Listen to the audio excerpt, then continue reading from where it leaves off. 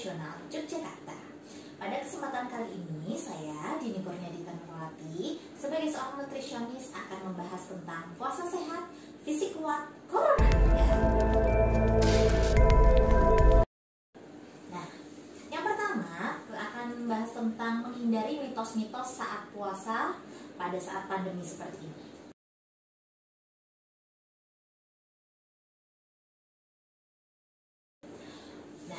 Bau mulut ini bisa disebabkan karena panas dingin atau pemecahan lemak yang terlalu berlebihan di dalam tubuh.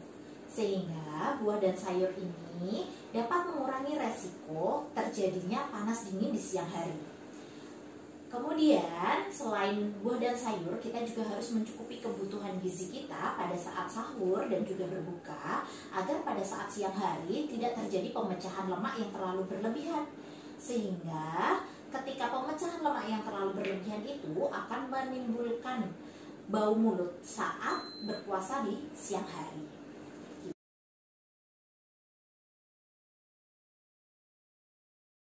Secara medis, ibu hamil kalau mau berpuasa harus dilihat beberapa syarat. Syaratnya apa saja? Yang pertama, bisa dilihat grafik berat badan saat hamil itu sudah sesuai dengan kurvanya. Bisa dilihat di buku yang terbaru ya, buku KIA yang terbaru ini untuk ibu hamil. Untuk ibu hamil bisa dilihat di bagian kurva kenaikan berat badan. Nah, di sini bisa dilihat ibu itu termasuk IMT-nya yang mana. Cara menghitung IMT yaitu berat badan dibagi dengan tinggi badan kuadrat. Berat badan sebelum hamil ya ibu-ibu. Terus kemudian setelah dilihat PMT pra kehamilan, bisa dilihat kenaikan rekomendasi berat badannya. Ini 0 di sini berat badan awalnya berapa, kemudian di sini ada usia kehamilan yaitu berapa minggu. Nanti kemudian bisa dititik-titik. Misalnya dia termasuk IMT-nya sebelum hamil itu termasuknya normal. Jadi rekomendasi kenaikannya 11,5 sampai dengan 16. Nah, dia harus mengikuti kurva yang warnanya pink, di pink ini. Jadi ketika dia sudah ada di dalam kurva ini, monggo silahkan kalau mau berpuasa. Kemudian syarat yang kedua adalah berat badan janin di dalam kandungan. Jadi harus dikonsultasikan kepada dokter SPOG. Apakah berat badan janin di dalam kandungan sudah sesuai atau belum? Ketika berat badannya kurang, ya jangan berpuasa, harus ditingkatkan untuk meningkatkan berat badan janin di dalam kandungan. Kemudian syarat selanjutnya yaitu yang ketiga, bisa mencukupi kebutuhan dengan gizi seimbang, di mana mengganti makanan pada siang hari itu di malam hari. Jadi tetap harus makan 3 kali makanan utama ditambah dengan 2 kali selingan. Di mana makanan utama dan selingan itu bisa dibagi antara buka puasa sampai dengan sahur nanti gitu. Kemudian syarat yang keempat, kondisi ibu hamil tersebut seperti HB-nya harus diperhatikan kalau ibu hamil, karena takutnya nanti ibu hamil itu anemia. Ketika anemia harus dikejar HB-nya biar normal. Kemudian selanjutnya, apabila dia masih semester 1 masih mengalami mual muntah, sebaiknya juga tidak berpuasa. Karena nanti kalau seumpamanya dia mual muntah pas sahur sampai dengan dari buka sampai dengan sahur, dia makannya hanya sedikit, mengalami mual-mual, takutnya tidak bisa mencukupi kebutuhan ibu hamil tersebut dan juga janin di dalam kandungan. Kemudian selain ibu hamil, ibu menyusui, kalau mau berpuasa juga harus diperhatikan. Syaratnya yang pertama, jika ibu menyusui itu anaknya masih 6 bulan, di mana 6 bulan itu masih ASI eksklusif, ibunya harus berpikir 2 kali kalau mau puasa, karena ASI itu adalah hak bayi tersebut. 6 bulan kan hanya ASI saja ya makanannya, ASI eksklusif, sehingga ibu harus memenuhi haknya si bayi dengan memberikan ASI.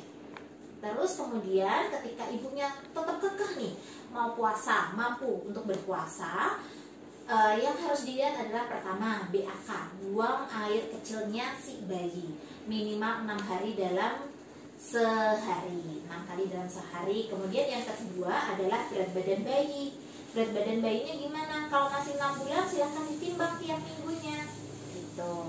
Nanti kalau seumpamanya sudah syarat itu sudah terpenuhi, monggo kalau mau berpuasa ya, tapi tetap harus disiapkan ASI perahnya disiapkan sebelum bulan Ramadan gitu. Terus kemudian yang kedua, bisa mencukupi kebutuhan seimbangnya, dimana mengganti makanan pada siang hari di malam hari, sama kayak si ibu hamil tersebut.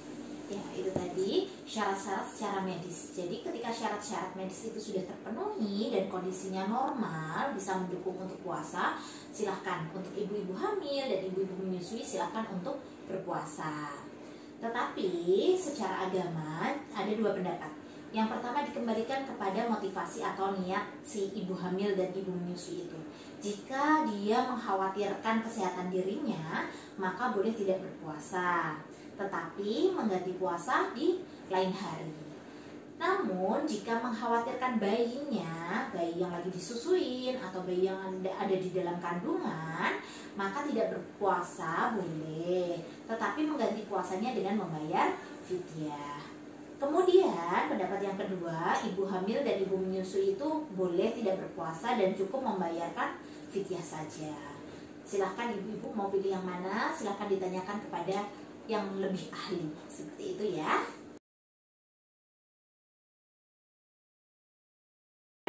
Apakah aman? Nah, menurut teman-teman gimana? Aman tidak? Kalau menurut saya itu tidak aman. Yang pertama, makanannya terbuka ya. Kita tidak tahu kalau semuanya kita makan, maskernya kan dilepas ya. Jadi ketika masker dilepas, bisa saja dari seberang sana ada yang bersin, kemudian virusnya nyebar, seperti itu. Jadi untuk makanan yang terbuka itu tidak diperbolehkan. Yang kedua, saat sistem buffet itu kita ngantri makanan, ngantrinya panjang banget, dan itu jaga jaraknya tidak diperhatikan. Jadi menurut saya untuk sistem buffet itu tidak aman. Jadi kalau mau makan bersama, silakan pakai kotak, nasi kotak, dan dimakan sendiri-sendiri di rumah masing-masing. Atau kalau mau dimakan bersama-sama secara bergantian, buka masker. Saya dulu dibuka maskernya, saya makan. Setelah saya selesai, samping saya seperti itu buka masker, kemudian makan, seperti itu. Jadi tetap protokol kesehatannya tetap terjaga, seperti itu.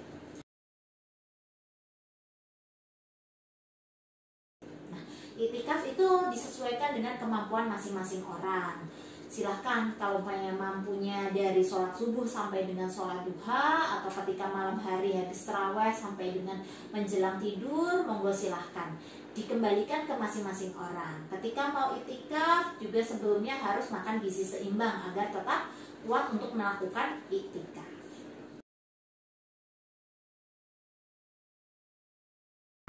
Ya boleh saja, selain makan makanan yang tuan rumah siapkan, kita juga menghormati si tuan rumah itu yang sudah menghidangkan makanan. Yaitu tadi dengan cara mematuhi protokol kesehatan, cuci tangan terlebih dahulu, kemudian makannya secara bergantian, atau jaraknya yang diatur, yang agak jauh 1,5 meter seperti itu. Jadi tetap menghormati si tuan rumah dalam menghidangkan makanan. Iya benar, karena minuman yang berkafein itu adalah minuman yang termasuk yang diuretik, dimana itu memperderas volume air kencing kita, sehingga ketika banyak yang keluar melalui air kencing, kita bisa dehidrasi, kita bisa kekurangan cairan. Ketika kekurangan cairan, kita akan merasakan tubuh itu lemas, letih, lesu, lunglai, bahkan kita bisa pusing karena oksigennya dan cairannya yang ada dalam tubuh kita itu kurang. Ibu hamil dan ibu menyusui walaupun tidak saat puasa itu juga tetap dianjurkan untuk mengkonsumsi vitamin juga suplemen. Seperti ketika awal kehamilan ada vitamin B6 untuk mengurangi mual muntah, kemudian ada asam folat, kemudian juga ada Fe, tablet tambah darah, kemudian ada kalek, itu sumber kalsium. Jadi itu walaupun tidak saat puasa pun tetap membutuhkan suplemen dan vitamin untuk asupan tambahan seorang ibu hamil, dan juga kalau ibu menyusui lebih ke tablet tambah darah, karena masa-masa nifas ketika awal setelah melahirkan itu kan mengeluarkan darah, sehingga dia butuh tablet tambah darah untuk mengganti darah yang keluar seperti itu.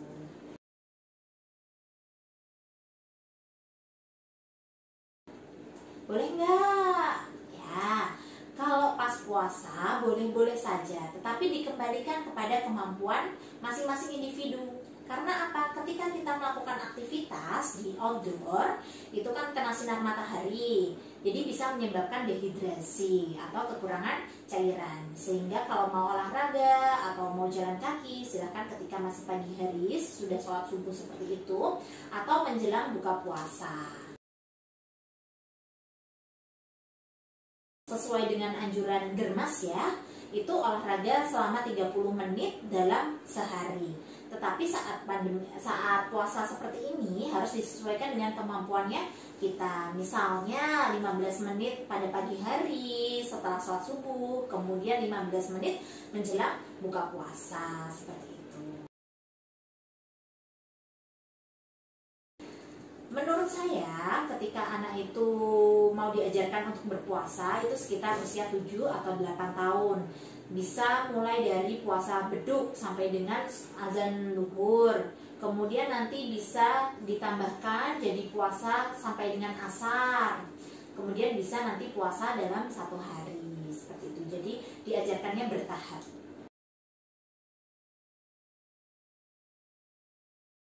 Kebutuhan gizi masing-masing anak itu berbeda, masing-masing individu berbeda karena disesuaikan dengan angka kecukupan gizi masing-masing dengan melihat berat badan, juga tinggi badan.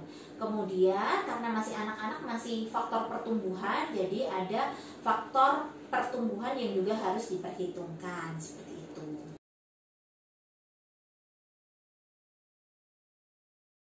Ya, seperti yang saya katakan tadi, kebutuhan gizi masing-masing anak itu berbeda. Untuk anak yang usianya 2 sampai dengan 5 tahun itu ada sesuai dengan isi piringku, ada. Kemudian untuk yang sudah di atas 5 tahun boleh disesuaikan dengan isi piring seperti dewasa seperti ini. Ada di sini ada macam-macam karbohidrat, kemudian ada lauk pauk, buah sama sayuran seperti itu. Nah, kalau berapa jumlah kalori yang dibutuhkan orang dewasa? Orang dewasa itu juga sama seperti anak-anak. Masing-masing individunya itu berbeda, di mana harus dilihat dari berat badan, kemudian tinggi badan, kemudian juga kalau orang dewasa itu harus dilihat aktivitas fisiknya. Masing-masing aktivitas fisiknya berbeda, ada yang ringan, sedang, berat, seperti itu. Nah, untuk makanan sehat saat berpuasa seperti dengan isi piringku, di mana di sini 1 piring ini dibagi segini, itu untuk makanan pokoknya, kemudian ini untuk lauk pauk, ini untuk buah, ini untuk sayur, seperti itu. Untuk macam-macam makanan pokok itu ada banyak ya. Biasanya kita menggunakan nasi sebagai makanan pokok. Nah, saat berpuasa seperti ini itu dipilih karbohidrat atau sumber makanan pokok ini yang termasuk dengan karbohidrat kompleks, di mana karbohidrat kompleks itu akan tahan kenyangnya. Terus kemudian ketika saat berbuka puasa, pilih juga karbohidrat yang indeks glikemiknya rendah atau gulanya sederhana. Di mana yang indeks glikemiknya rendah itu pemecahannya akan lama sehingga tidak langsung melonjak.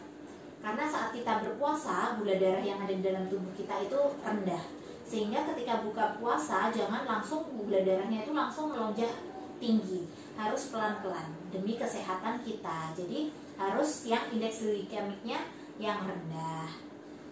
Kemudian selain makanan pokok, itu juga yang tinggi protein, lauk pauk. Lauk pauk ada protein hewani, kemudian ada protein nabati, tempe, tahu, kacang-kacangan. Kita harus makan yang tinggi protein pada saat berbuka maupun pada saat sahur. Apalagi untuk anak-anak yang lagi latihan puasa, karena dia juga masih pertumbuhan, jadi tetap harus tinggi protein. Untuk orang dewasa juga, karena untuk mengganti atau memperbaiki sel-sel yang rusak. Kemudian selanjutnya adalah sayur-sayuran. Sayur-sayuran ini penting sekali, karena seperti yang sudah saya jelaskan pada awal tadi, bisa mengurangi bau mulut karena bisa mencegah panas dalam panas dalam tubuh kita di siang hari. Selain itu juga mencukupi kebutuhan vitamin dan mineral kita. Ini sayur-sayurannya, apalagi kalau untuk ibu hamil harus dipilih sayuran yang berwarna hijau untuk mencukupi zat besinya.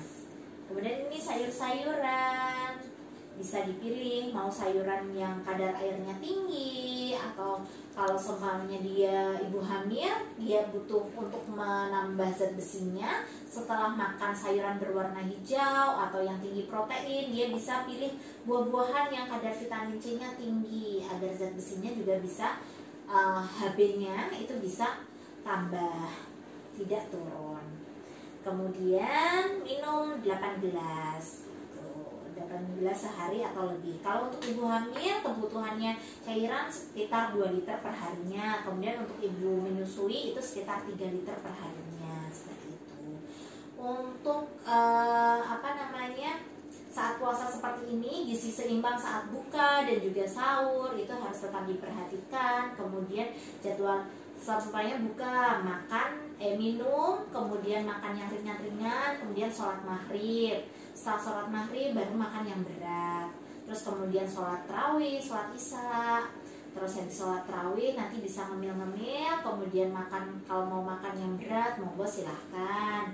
Terus nanti ketika sahur, bangun sahur, makan yang ringan-ringan, kemudian mendekati waktu imsak baru makan yang berat, seperti itu.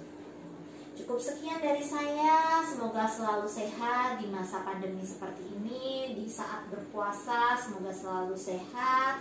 Terima kasih, mohon maaf kalau banyak kesalahan, kekhilafan kata-kata saya mohon maaf yang sebesar-besarnya. Akhirul salam, wassalamualaikum warahmatullahi wabarakatuh.